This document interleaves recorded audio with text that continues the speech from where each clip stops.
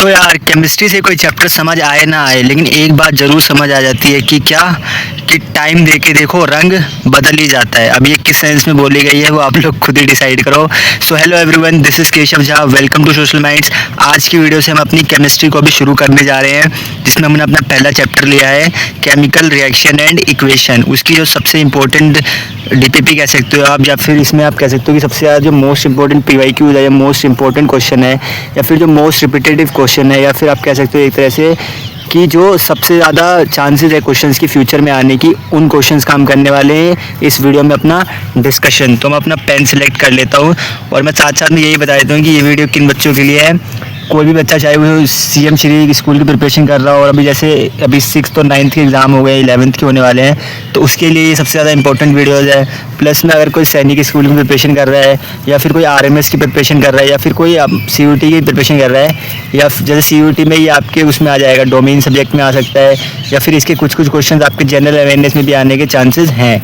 Plus में अगर कोई अदर गवर्नमेंट एग्ज़ाम की प्रिपरेशन कर रहा है, तो उसके में तो जो जीएस वाला सेक्शन होता है उसमें ये chemical reaction and equation chapter बहुत ही इंपॉर्टेंट है, आने वाला है। कई बच्चों को इसमें जब आपने शुरू में अपने एकेडमिक्स के लिए स्कूल एग्ज़ाम्स या बोर्ड्स के लिए इसको पढ़ा होगा, तो उसमें कई बच्चों को दिक्कत आती है। कई बच्चों को जैसे बैलेंसिंग में दिक्कत आती है, कुछ को वो केमिकल रिएक्शन नहीं समझ में आती है, कुछ को इलेक्ट्रॉन्स वगैरह की शिफ्टिंग करने में दिक्कत हो जाती है, इनकी बैलेंसिंग करने में दिक्कत हो जाती है। कुछ बच्चों को वो ऑर्डर नहीं समझ में आता है कि किस ऑर्डर में बैलेंस करें। उन सभी चीज़ों पे हम एक ही वीडियो में 20 क्वेश्चन के थ्रू आपको concept plus most important questions करवाने वाले हैं। और इस वीडियो को भी देखने का वही तरीका जो मैंने पहले बता रखा है पिछले की वीडियोज़ में, क्या कि सबसे पहले वीडियो को पॉज करो, क्वेश्चन आते ही आपने जितना ही पढ़ा है, आपके जितनी भी नॉलेज है, थोड़ा बहुत भी पढ़ा है, चाहे आपने इसको अच्छे से ही पढ़ा हो, पहले आपका ये बहुत स्ट्रॉन्ग हो, कोई भी कंडीशन में हो, आप वीडियो को पॉज करो, क्वेश्चन को खुद से ट्राई करो, और एक बार ही क्वेश्चन खुद से ट्राई करने का उसका आंसर कहीं पे एक बार नोटबुक में लिख लो, फिर वीडियो चलाओ और मेरा जो सॉल्यूशन है उसको आप देखो और अपने सॉल्यूशन से उसको मैच करो, और फिर देखो कि आपका थॉट प्रोसेस कहाँ पे मिस हो रहा था। ऐसे करोगे ना अगर आप, तो फिर अगर आप मान लो एक क्वेश्चन फ्यूचर में भी रिपीट हुए पेपर में, जो कि मोस्ट प्रोबेबली होंगे ही, क्योंकि ये बहुत ही ज़्यादा सेलेक्टेड क्वेश्चन है, पीवाईक्यू एनालाइज करके, ट्रेंड को एनालाइज करके बनाए गए हैं। तो जैसे मान लो अगर आपका यहाँ पे गलत हो गया, तो आपके एग्ज़ाम में अगर यही क्वेश्चन आता है तो आपको याद आ जाएगा कि ये तो मैंने केशव भैया की वीडियो में डिलीट करा था, वो गलत करा था, सॉरी डिलीट करा था, गलत करा था। तो आपको वहाँ पे आप सही आंसर सही से मार्क कर पाओगे, वो आपके दिमाग में एकदम से ही क्या हो जाएगा, हिट हो जाएगा। लेकिन अगर आप ऐसे नॉर्मली वीडियो देखोगे, सीधे क्वेश्चन के सॉल्यूशन देखते जाओगे, वो एक तरह से मेरा रिवीजन हो जाएगा, आपका नहीं। और आपको फिर पेपर में भी उतनी ज़्यादा चीज़ें चमकेंगी नहीं जितना कि आप खुद से सॉल्व करोगे तब चमकेंगी। तो चलिए वीडियो को करते स्टार्ट। इस वीडियो में हमारे जो है मोस्ट इंपॉर्टेंट 20 क्वेश्चन है, जिसमें सारे के सारे कंसेप्ट लिए गए हैं और सारे के सारे जो भी क्वेश्चन आ सकते हैं पेपर में वो लिए गए हैं। तो चलिए वीडियो को स्टार्ट करते हैं। अब करते हैं अपने क्वेश्चंस की प्रैक्टिस। पेन सिलेक्ट कर लिया, उन्होंने फेवरेट कलर ग्रीन वाला। नोट बैलेंस्ड का मतलब क्या होगा, अभी मैंने कहानी में बताया था, दोनों तरफ एलिमेंट्स के जो नंबर ऑफ एटम है वो इक्वल नहीं होगी। बैलेंस्ड कंडीशन में दोनों तरफ सारे एलिमेंट के नंबर ऑफ एटम सारे इक्वल होते हैं। या नोट बैलेंस्ड का पूछा है तो फिर दोनों तरफ जो एलिमेंट्स के नंबर ऑफ एटम है वो सेम नहीं होने चाहिए। तो पहले वाले पार्ट में मैं देखूँ, आयरन के लेफ़्ट साइड में कितने हैं मेरे, 3 है, और राइट साइड में आयरन कितना Fe2 है, मतलब 2 है। तो 3 इज़ नॉट इक्वल्स टू 2। तो आयरन के जो है एलिमेंट, जो आयरन है मेरा, उसके जो दोनों side number of atom same नहीं है। अब सेम नहीं है तो ये रिएक्शन मेरी कैसी हो गई, नॉट बैलेंस्ड, क्योंकि बैलेंस्ड में सारे एलिमेंट जितने भी उन सभी के नंबर ऑफ एटम सेम होने चाहिए। बाकी अगर आप BCD में चेक करोगे, तीनों में ही सारे एलिमेंट्स के नंबर ऑफ एटम सेम होंगे, वो तीनों ही बैलेंस्ड होगी। तो जो ए ऑप्शन है वो नॉट बैलेंस्ड का है, क्यों, क्योंकि एक साइड 3 आयरन है, दूसरी साइड 2 ही आयरन है, तो ये नॉट बैलेंस्ड वाली कंडीशन में आ जाती है। सेकंड क्वेश्चन किसका है, कौन सा बैलेंस्ड है, सेम क्वेश्चन है, ऊपर नॉट बैलेंस्ड का है, नीचे बैलेंस्ड का है, ये आपका HW है। सारी चीज़ें मैं नहीं करवाऊँगा, आपको खुद से भी कुछ कुछ करना पड़ेगा, आप दूध पीते बच्चे थोड़ी ना हो। थर्ड क्वेश्चन में चलते हैं अपना। In which reaction is a substance decomposed by electricity, किस रिएक्शन में जो सब्सटेंस है वो इलेक्ट्रिसिटी के द्वारा डिकम्पोज करा जाता है। डिकम्पोज करने का क्या मतलब होता है, डिकम्पोज करने का मतलब होता है किसी चीज़ को तोड़ना। जैसे आप जब शैतानी करते हो तो मम्मी आपको क्या करती है, आपको डिकम्पोज, ठीक है। तो कभी भी किसी भी चीज़ का अगर इलेक्ट्रिसिटी से डिकम्पोज करते हैं तो बेसिकली डिकम्पोज के लिए जो हमारे पास में वर्ड आता है वो आता है लाइसिस। क्या आता है, लाइसिस, लाइसिस, ठीक है। तो डिकम्पोजिशन के लिए एक वर्ड आता है लाइसिस, और इलेक्ट्रिसिटी का अगर यूज़ करके करा है हमने क्या डिकम्पोजिशन, तो वो वर्ड हो जाता है हमारा इलेक्ट्रोलाइसिस। तो किसी भी रिएक्शन में अगर हम किसी भी चीज़ को ब्रेक डाउन कर रहे हैं, किसी भी कंपाउंड को ब्रेक डाउन कर रहे हैं with the help of electricity, तो वो क्या होगा, इलेक्ट्रोलाइसिस। इसका एक एग्जांपल जो है आपकी एक्टिविटीज़ में होगा एनसीईआरटी में फर्स्ट चैप्टर में 10th क्लास के, वाटर का break down with the help of electricity. ये टूटता है दो कंपोनेंट में, H2+O2 में। इसका और कोई एग्जांपल है क्या इलेक्ट्रोलाइसिस का, आप मेरे को कमेंट सेक्शन में ज़रूर बताना। चलो अब हम चलते हैं अपने कौन से क्वेश्चन पे, क्वेश्चन नंबर 4 पे। इन the given reaction what does x stand for, x की क्या वैल्यू है। अब से आपके रियल लाइफ में तो होगी नहीं, लेकिन क्वेश्चन में देखते हैं एक्स की क्या वैल्यू है। तो ये बैलेंसिंग का ही क्वेश्चन है एक तरह से, जैसे कि मैंने उस राम कथा में भी बताया था। सबसे पहले हमें जो हमारा मेटल है वो बैलेंस करना होता है। तो मेटल क्या है, एल्यूमिनियम, इधर 2 एल्यूमिनियम है, इधर भी 2 एल्यूमिनियम है, ठीक है। अब इसके बाद में बैलेंस्ड एल्यूमिनियम, मतलब दोनों साइड ही 2 एल्यूमिनियम है, एक तरफ Al2 है, एक तरफ 2Al है, ठीक है। इसके बाद हम बात करें किसकी, नॉन मेटल, जो कि हमारा सल्फर। इस साइड अगर आप देखोगे आपको दिखेगा, इस साइड आपके क्या है, SO4 के होल के थ्राइस है। जो SO4 है उस पूरे पे 3 है, SO4 पूरे पे 3 है, तो सल्फ़र में भी कितना है, 3। तो एक साइड 3 सल्फ़र है, एक साइड X सल्फ़र है। यहाँ दिख रहा है ना आपको, X इंटू S है, H पूरे H2SO4 के साथ X लगा हुआ है, मतलब सल्फ़र के साथ भी क्या लगा हुआ है, X। तो X अगर उधर हमारा सल्फ़र 3 है तो इधर भी 3 होगा, तो X क्या आ गया मेरा, सल्फ़र के लिए 3, ठीक है। उसके बाद ऑक्सीजन की बात करें तो ऑक्सीजन कितना हो जाएगा, एक तो O4 है लेफ़्ट साइड में और वो X से ही मल्टीप्लाइड है, X के कोफिशिएंट से, तो 4X हो गया। और यहाँ पे कितना है ये, O4 इंटू 3 12। तो हमारा एक साइड 4X है, दूसरी साइड 12 है, तो 4X बराबर 12 से X कितना आ गया मेरा, X आ गया मेरा 3। वो पहले भी X3 आया था, 4X बराबर 12 है, तो उससे अगर आप X निकालने जाओगे तो 4 को आप काटोगे 12 से, ये कट जाएगा मेरा अराउंड 3 बार में। तो वैसे भी X3 आएगा, पहले भी X3 आया था। और फिर लेफ्ट हैंड साइड हाइड्रोजन कितने हो जाएंगे, H2 इंटू X 2X, जो कि 2 3 6 हो जाएंगे, और राइट साइड भी 3 इंटू 2 6 हाइड्रोजन, दोनों तरफ सेम है। मतलब मेरे X की क्या वैल्यू आ गई, मन में आप सोच रहे थे 0, 0 तो ऑप्शन में भी नहीं है, जैसे वो भी आपके ऑप्शन में नहीं है, वैसे ही ऑप्शन मेरा बी हो जाएगा क्या इसका आंसर, बी मतलब 3, X की वैल्यू क्या आई 3। 5वें क्वेश्चन पे चलते हैं। Which of the following reaction is an odd one, इनमें से कौन सी एक रिएक्शन ओड वन है। ओड वन का क्या मतलब होता है कि सबसे अलग है। जैसे क्या होता है ना, कई बारी आपकी क्लास में ना, कई बारी जब मान लो कोई कंपटीशन हो रहा है और उसमें कुछ बच्चे होते हैं नू, जैसे क्रिकेट वगैरह खेलते हैं या फिर बास्केटबॉल को खेलते हैं, तो उसमें कुछ लोग अजीब ही होता है, जब पहले बॉल पे आउट हो जाते हैं, जिनसे थोड़ा बहुत भी नहीं खेला जाता। या फिर बास्केटबॉल में वो क्या करते हैं, बॉल को इतनी दूर दूर भेज देते हैं, या फिर उनको बॉलिंग डालने के लिए बोलो तो विकेट के पार ही डालते हैं। ऐसे कुछ कुछ ना अलग लोग होते हैं जिनको ना मतलब टीम में लेते टाइम पे ना बड़ा ही एक और समझा जाता है कि इससे तो कम ही काम करवाना है, ये एक अलग ही है, ये हमारी तरह नहीं है, मतलब जो बाकियों की तरह नहीं है, वो एक अलग है, वो होता है हमारा ओड वन आउट। इसके क्वेश्चंस आपके रीजनिंग में भी आए होंगे, आपने करे भी होंगे, बाकी मैं इसमें भी सिखा देता हूँ कैसे सेलेक्ट करना है, ओड वन आउट कैसे सेलेक्ट करना है। 4 ऑप्शन है तो 3 सेम होंगे, एक अलग होगा। जैसे पहले क्या है, जब भी 2 कंपाउंड मिलकर एक कोई प्रोडक्ट बनाए, 2 या 2 से ज़्यादा कोई एलिमेंट कंपाउंड या कुछ भी मिलकर एक प्रोडक्ट बनाए, वो होती है रिएक्शन कौन सी, कॉम्बिनेशन, आपको पता होगा। वही कॉम्बिनेशन रिएक्शन मेरी बी में भी है, हाइड्रोजन और क्लोरीन मिलकर हाइड्रोक्लोरिक एसिड बना रहे हैं, और डी में भी वही है, सल्फ़र और ऑक्सीजन 2 या 2 से ज़्यादा कंपाउंड या एलिमेंट मिलके कोई नया प्रोडक्ट बना रहे हैं, ये भी क्या है, कॉम्बिनेशन। तो ए बी और डी क्या है, कॉम्बिनेशन, जबकि डी क्या है, ग्लूकोज टूट रहा है किसमें, कार्बन डाइऑक्साइड और वाटर में। और अभी बताया था मम्मी जब तोड़ती है तो कौन सी रिएक्शन होती है आपकी, डीकम्पोजिशन रिएक्शन, ठीक है। तो ए बी और डी मेरी कॉम्बिनेशन है और सी मेरी डिकम्पोजिशन है, तो आंसर क्या आ जाएगा मेरे, आंसर आ जाएगा मेरा ऑप्शन नंबर ऑफ कोर्स सी ना, क्योंकि ए बी और डी सेम है, तीनों क्या है, कॉम्बिनेशन है, जबकि डी क्या है मेरी, डिकम्पोजिशन अभी बताया, सॉरी सी क्या है मेरी, डिकम्पोजिशन। तो इसका आंसर क्या होगा, ओड वन आउट अलग कौन सी रिएक्शन है, रिएक्शन नंबर सी, क्योंकि ए बी और डी तो कॉम्बिनेशन है, तो सी डिकम्पोजिशन है वो अलग है, इसलिए इसका आंसर ऑप्शन नंबर सी आ जाएगा। चलते हैं अपने नेक्स्ट क्वेश्चन पे, थोड़ा सा पेन चेंज कर लेते हैं, पेन सेलेक्ट कर लेते हैं ब्लू। ओके, ये लड़कियों का फेवरेट, छोड़ो, पिंक होता है वो तो। हाँ, विच of the following statement is correct about the given reaction, इस रिएक्शन के लिए कौन सी स्टेटमेंट करेक्ट है। देखो एक रिएक्शन दी गई है, ए बी प्लस सी बराबर ए सी प्लस बी। अच्छा आप मेरे को बात बताओ, एक मान लो अगर आप काले हो थोड़े बहुत, मान लो सांवले भी हो, और आपको कोई छोड़ता है, तो क्यों छोड़ता है, क्योंकि कोई आपको किसी को आपके पास अच्छा मिल गया होगा। वो कहते हैं ना कि जब तक आपसे कोई अच्छा या फिर कोई आपसे कोई बेस्ट ऑप्शन मिल जाता है तो लोग आपको छोड़ देते हैं। वही कहानी यहाँ पे भी है रिएक्शंस में भी। जैसे ही कोई ज़्यादा रिएक्टिव कम रिएक्टिव वाले के पास जाता है तो उसको लात मार के हटा के अपनी प्लेस ले लेता है, जैसे आपको भी लात मारी होगी किसी ने। वही चीज़ यहाँ पे भी है। पहले क्या था ए बी, इस साइड क्या बन गया ए सी। तो ए तो दोनों जगह है, बी को किसने हटा दिया, सी ने। ए बी पहले है, प्रोडक्ट साइड में ए सी है, तो ए तो दोनों तरफ है। ए क्या हो गई लड़की, पहले बी लड़का था फिर सी लड़का आया, तो किस लड़के ने किस लड़के को हटाया, सी लड़के ने बी लड़के की जगह ली। अगर अब सी लड़के ने बी लड़के की जगह ली तो सी क्या होगा, ज़्यादा हैंडसम होगा, सी क्या होगा, ज़्यादा पावरफुल होगा, सी क्या होगा, ज़्यादा रिएक्टिव होगा। तो C is more reactive than B. I hope ये आपको समझ में आया होगा। और ये जो भी एग्जांपल दिए जा रहे हैं इग्नोर करें, ये ऐसे ही थोड़ा सा एंगेजमेंट लाने के लिए है, इसको सीरियसली ना ले। और अगर मम्मी सुन रही हो तो आप भी सीरियसली ना लो। हाँ, 7th क्वेश्चन, मम्मी भी देखती है मेरी videos. Which of the following statement is not correct about the given reaction. एक रिएक्शन दी गई है H2S + Cl2 gives 2HCl + sulphur, ठीक है।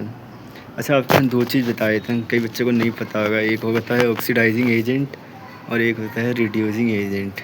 कुछ गधे गधे बच्चे भी आते हैं ना हमारी क्लास में, मुझे पता है मेरे को कैसे पास हुए हैं, मैं भी हुआ हूँ कुछ एग्ज़ाम्स में वैसे पास। हाँ, ऑक्सीडाइजिंग एजेंट क्या होता है, जो खुद रिड्यूस होता है, और रिड्यूसिंग एजेंट जो खुद ऑक्सीडाइज होता है। ये याद रखना, ये उल्टा होता है बिल्कुल ही।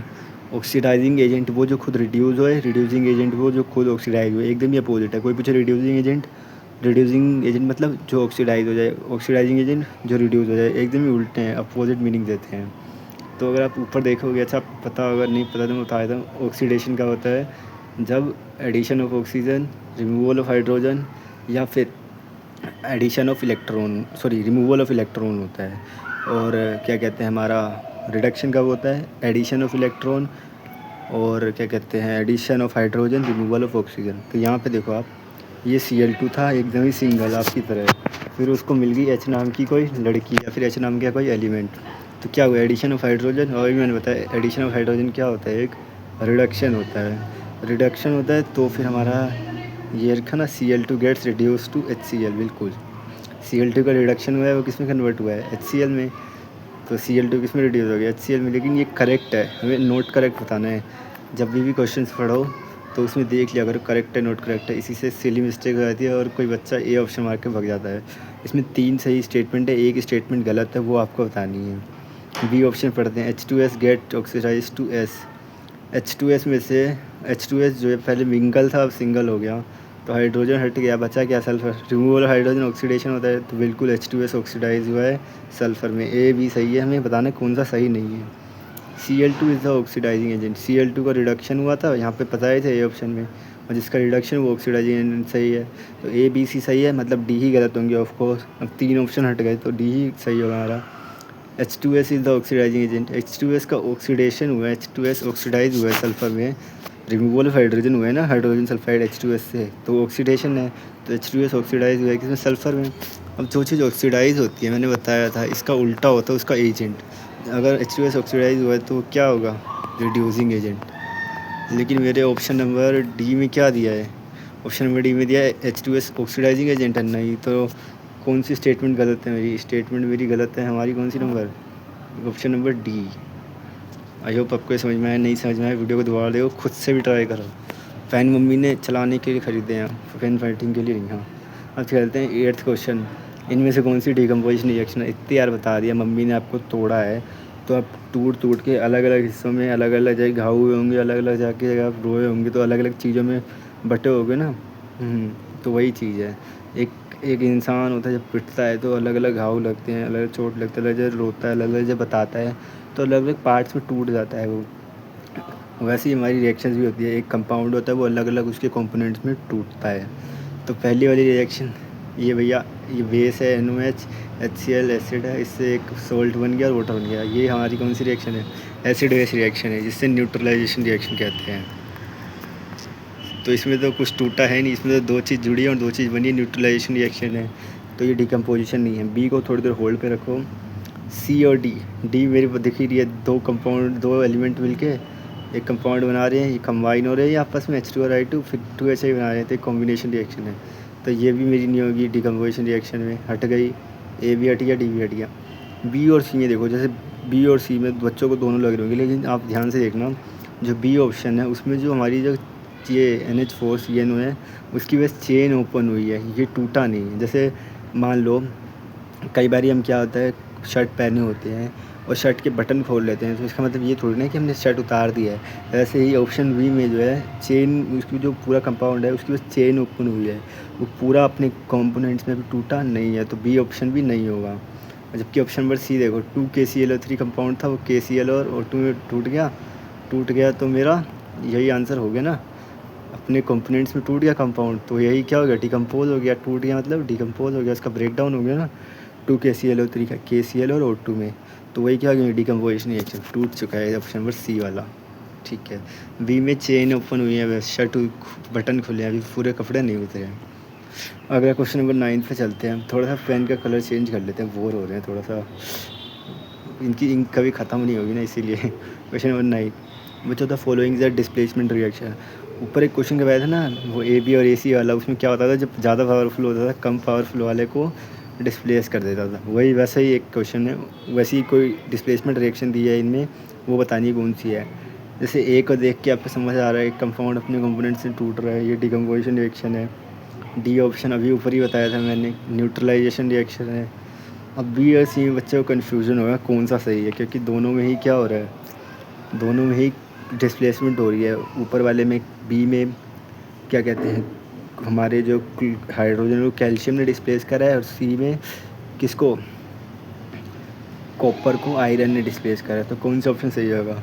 अगर आपने वो जो एक रिएक्टिविटी सीरीज़ पढ़ी होगी है लीना की रब से फरियाद वाली, उसमें आपने पढ़ा होगा क्या कि जो हमारा वो होता है क्या, अगर आप लोग ऑप्शन बी और डी में कंफ्यूज हो रहे हो तो मैं आसानी से एक तरीका बता देता हूँ। जैसे आपने बी और डी देखा, बी देखा होगा आपने, तो कैल्शियम ऑक्साइड क्या होता है बेस, और HCl क्या होता है एसिड, उससे बन गया मेरा सोल्ट और वाटर, तो ये भी एसिड बेस रिएक्शन हुई। तो ऑप्शन नंबर बी भी क्या होगा, न्यूट्रलाइजेशन रिएक्शन। ठीक है, बची कौन सी रिएक्शन हमारी, ऑप्शन नंबर सी।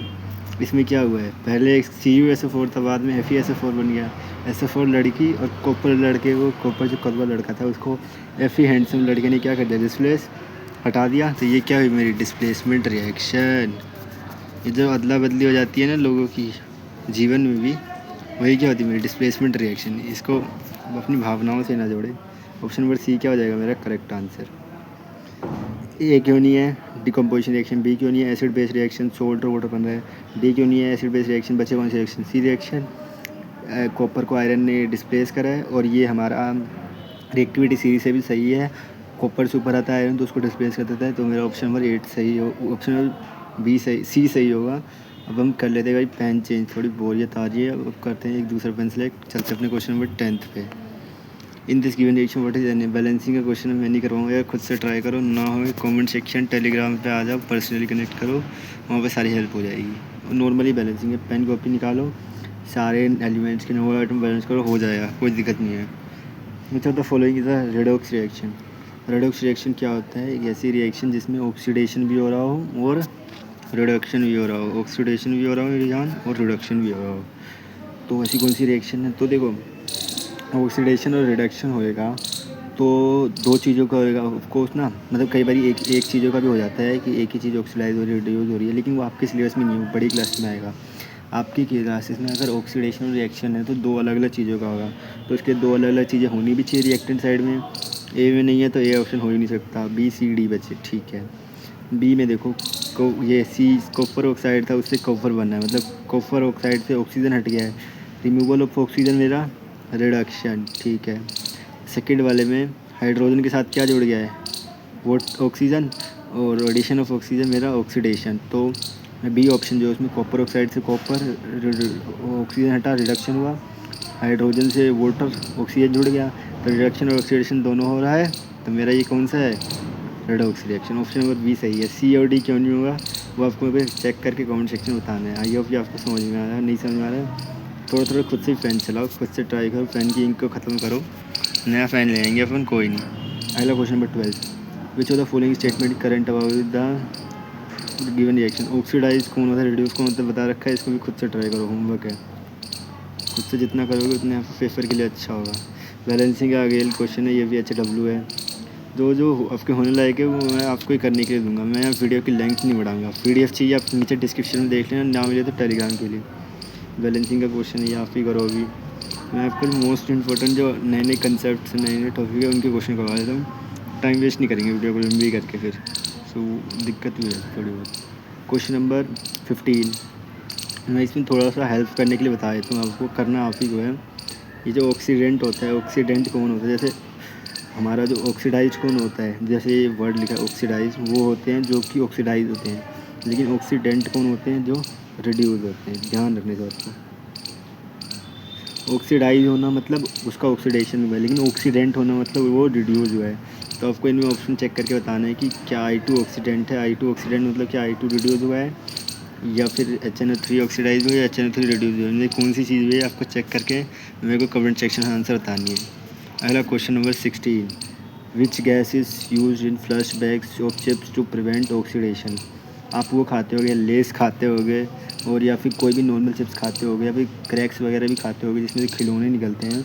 उसमें क्या होता है, कई बारी ना आपने देखा होगा कि चिप्स का वज़न बहुत कम होता है, उसके अंदर जो हवा भरी जाती है वो बहुत ज़्यादा होती है। वो क्यों भरी जाती है? ताकि वो जो हमारे चिप्स है एयर के कॉन्टैक्ट में आके ख़राब ना हो जाए, उनका ऑक्सीडेशन ना हो जाए। और उससे बचाने के लिए, उस ऑक्सीडेशन से बचाने के लिए, जिससे वो एयर के कॉन्टैक्ट में आके ख़राब ना हो जाए, उससे बचाने के लिए उसमें कौन सी गैस भरी जाती है? अपनी N2 गैस, नाइट्रोजन गैस। आई होप ये आपको पढ़ा भी होगा आपने थोड़ा बहुत, आपको समझ में भी आया होगा। आपको कमेंट सेक्शन में मेरे को बताना है नाइट्रोजन गैस का एटॉमिक नंबर क्या होता है। बताओ जल्दी जाओ, नीचे नीचे नीचे कमेंट सेक्शन है। अब थोड़ा सा पेन सेक्शन को हम चेंज कर लेते हैं अपने। चलते हैं हम, कौन सा पेन ले लो? ये पर्पल ले लेते हैं। Which of the following is oxidise in the given reaction. कौन ऑक्सीडाइज हुआ है खुद से करना है। बैलेंसिंग, ऑक्सीडेशन, रिडक्शन, इसके अच्छे अच्छे क्वेश्चन करवा दिए। आपको ये खुद से ट्राई करने हैं, आपकी प्रैक्टिस होगी अच्छे से। ऐसा नहीं मैं करवाऊँगा नहीं या करवा नहीं सकता, लेकिन वीडियो लंबी हो जाएगी। ये एक तरह से रिवीजन वीडियो है। इसमें जो मैक्सिमम जो आपकी हेल्प करी जा सकती है वो करी जाएगी डिफरेंट डिफरेंट कंसेप्ट्स को लेके। और क्वेश्चन सेम टाइप के बार बार रिपीट करवाना, फिर वही आप भी बोर हो जाओगे। आप खुद से जितना ट्राई करोगे उतने आपके एग्ज़ाम के लिए बेनिफिशियल होगा। तो इसकी लेंथ बढ़ा के मैं कोई भी इससे वॉच मिनट्स नहीं कमाना चाहता हूँ। मेनली आपकी हेल्प करना चाहता हूँ, और वो आप खुद से प्रैक्टिस करके भी कर सकते हो। चलते हैं question number 18 which of the following reaction is a compound compound combination reaction. Compound compound combination reaction, combination reaction क्या होता है? हाँ, हमारा क्या होता है कि जब दो या दो से ज़्यादा चीज़ें मिलके या एलिमेंट मिलके या कोई कंपाउंड्स मिलके एक नया प्रोडक्ट में कोई चीज़ बनाते हैं, भले ही कंपाउंड ही बना दे। तो इसमें क्या बोला है, कौन सी रिएक्शन जो है कंपाउंड कंपाउंड कॉम्बिनेशन रिएक्शन है। अब मेरी कंपाउंड कंपाउंड कॉम्बिनेशन रिएक्शन क्या होगी? जिसमें दो या दो से ज़्यादा कंपाउंड मिलके क्या बनाएंगे? एक नया कंपाउंड बनाएंगे। तो ए वाला क्या है? Reaction of water with calcium oxide. Water H2O, calcium oxide CaO। इससे जो हमारा कैल्शियम हाइड्रोक्साइड बनता है, जो कि होता है हमारा slaked lime. CaO quick lime होता है, कैल्शियम ऑक्साइड क्विक लाइम होता है, CaOH2 स्लेक्ड लाइम होता है। तो इसमें देखो आप, ये H2O एक कंपाउंड है, कैल्शियम ऑक्साइड एक कंपाउंड है। इससे एक नया हमारा प्रोडक्ट बना है कैल्शियम हाइड्रोक्साइड। और भी प्रोडक्ट बनते हैं हाइड्रोजन वाटर साइड बाय है, लेकिन हमारा यहाँ जो है एक वाटर कंपाउंड और कैल्शियम ऑक्साइड कंपाउंड कंबाइन करके एक नया प्रोडक्ट बनाया है, वो हमारे लिए मेन है। ये किसका एग्जाम्पल है? कंपाउंड कंपाउंड आपस में कंबाइन कर नया प्रोडक्ट बनाए, तो कौन सी रिएक्शन है? Compound compound combination reaction. B क्यों नहीं होगी? आयोडीन और फॉस्फोरस कंबाइन करेंगे तो आयोडीन फॉस्फोरस एलिमेंट है, ना कि कंपाउंड है। आयरन सल्फर भी एक एलिमेंट है, ना कि कंपाउंड है, तो कंपाउंड कंपाउंड कॉम्बिनेशन रिएक्शन बनेगी ही नहीं। इलेक्ट्रोलिसिस ऑफ वाटर, वाटर की जब इलेक्ट्रोलिसिस होती है वो डिकम्पोजिशन रिएक्शन होती है। बताया था ना मैंने आपको इलेक्ट्रोलिसिस के टाइम पे, वो कोई हमारी कॉम्बिनेशन रिएक्शन नहीं होती, वो टूटता है इसमें वाटर H2 और O2 में। तो वो कौन सी रिएक्शन होगी? हमारी इलेक्ट्रोलिसिस, डिकम्पोजिशन में। Which of the following chemical reaction where describe the formation of rust. आपने देखा होगा कई बार लोहों में, कई बार आपके गेट में, कई बार कुंडियों में, या फिर कई बार जो हमारे जितने भी लोहे के सामान होते हैं, चाहे ग्रिल वगैरह, उसमें कई बार रस्ट लग जाती है, जंग लग जाती है लंबे टाइम तक, जब वो एयर और मॉइस्चर के कॉन्टेक्ट में होते हैं। तो किस कारण से होते हैं, उसके लिए कौन सी रिएक्शन रिस्पॉन्सिबल होती है? मैंने बताया ना भी, एयर में कौन सी गैस से वो रिएक्ट करते हैं? ऑक्सीजन के साथ। और मॉइस्चर में वो वाटर लेते हैं कुछ एक अमाउंट में, उससे वो एक कंपाउंड बना लेते हैं। एक रस्ट का जो कंपाउंड का जो फार्मूला होता है वो होता है Fe2O3.XH2O। तो हमारी कौन सी केमिकल रिएक्शन रस्ट को रिप्रेजेंट कर रही है? पहली वाली ही। आयरन रिएक्ट कर ऑक्सीजन एयर से प्लस कुछ अमाउंट ऑफ वाटर जो कि मॉइस्चर से मिला है, उससे बना दिया उसने Fe2O3.XH2O। जो कि रिप्रेजेंट कर रहा है हमारी रिएक्शन ऑफ रस्ट को। आई होप ये आपको समझ में आया। बाकी में बिल्कुल भी BCD में कुछ भी नहीं ऐसा नहीं दिया है कि वो एयर के साथ कॉन्टैक्ट आया, वाटर के साथ रिएक्ट करा है, मॉइस्चर में आया है, ऐसी कोई भी चीज़ नहीं दी गई है, तो वो ऑप्शन गलत है। ऑप्शन नंबर ए सही है हमारा। आई बिलीव ये लास्ट क्वेश्चन है, बड़ी चेक कर लेते हैं। हाँ जी, लास्ट क्वेश्चन है इस वीडियो का। और वीडियो कैसी लग रही है कमेंट्स में ज़रूर बताएं, आपको क्या इंप्रूवमेंट चाहिए और किस टॉपिक पे चाहिए वीडियो, स्ट्रेटजी, मोटिवेशन, गाइडेंस या किसी चैप्टर या कोई इन्फॉर्मेशन चाहिए, वो सब आप हमें कमेंट्स में बता सकते हैं, आपकी हेल्प ज़रूर करी जाएगी। Let's do this last question. Which metal can prevent the corrosion of tin? Tin का कोरोजन इनमें से कौन सा मेटल प्रिवेंट कर सकता है? टिन देखा होगा आपने कई बारी, जो है ना टिन के डिब्बों में तेल आते हैं या फिर रिफाइंड आते हैं, या फिर कई बार टिन की छतें भी होती है। पुराने टाइम पे होती थी, अब तो वो ईंट वगैरह की दीवार वगैरह की होती है, लेकिन अभी भी कई बार आप गाँव में जाओगे ना, तो आपके बहुत सारे टिन के सामान और टिन की छतें वगैरह दिख जाएगी।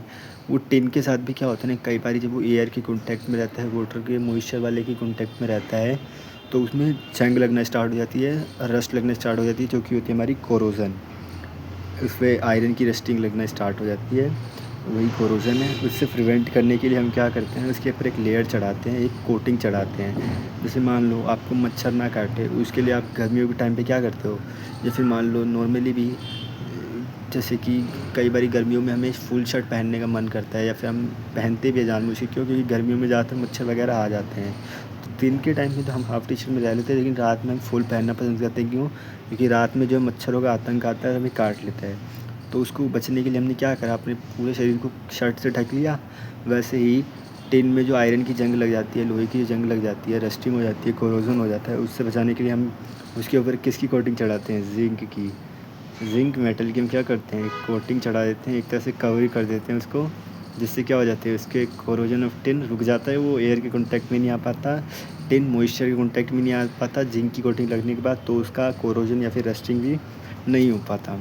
किसी को अगर अपने जो मैंने होमवर्क क्वेश्चन दिए थे उसके अगर आंसर देखने तो यहाँ से स्क्रीनशॉट ले लो, वरना PDF डिस्क्रिप्शन, कमेंट और टेलीग्राम हर जगह आपका अवेलेबल होगी। इसी तरह से अब हमें विदाई लेने का टाइम आ गया। एक आपका जो थैंक यू वाला हर्ट है यहाँ पे बना देते हैं, और वही मैंने जो पहले भी चीज़ें बोली, आपको खुद पे विश्वास रखना है, आपका ऑफ कोर्स सिलेक्शन होगा, और आपको किस तरह से और हेल्प कर सकते हैं हम लोग, आप बस कमेंट सेक्शन में बताओ। और किसी को पर्सनली कनेक्ट करना है, कुछ डाउट्स पूछने हैं, या फिर कोई हेल्प चाहिए, किसी को भी सब्जेक्ट में दिक्कत आ रही है, नंबर नहीं बढ़ रहे, वो सारी चीज़ें आपको टेलीग्राम सपोर्ट पे या फिर कमेंट सेक्शन में बता दी जाएगी, आप बस हमें बताओ। और अगर आपको वीडियो अच्छी लगे तो शेयर ज़रूर करो, लाइक सब्सक्राइब का मैं नहीं बोलूँगा, आपका डिसीज़न है। शेयर ज़रूर करो ताकि ज़्यादा से ज़्यादा लोगों तक हेल्प हो सके, और उनको भी पता चले कि सारा जो भी कंटेंट है कॉम्पिटिटिव एग्ज़ाम्स का, वो पेड बैचेस में ही नहीं बल्कि फ्री में भी अच्छे से अच्छा मिल सकता है। With this signing off this side Keshav Jha. Thank you for watching the video. Keep connected, keep learning, keep growing. Thank you.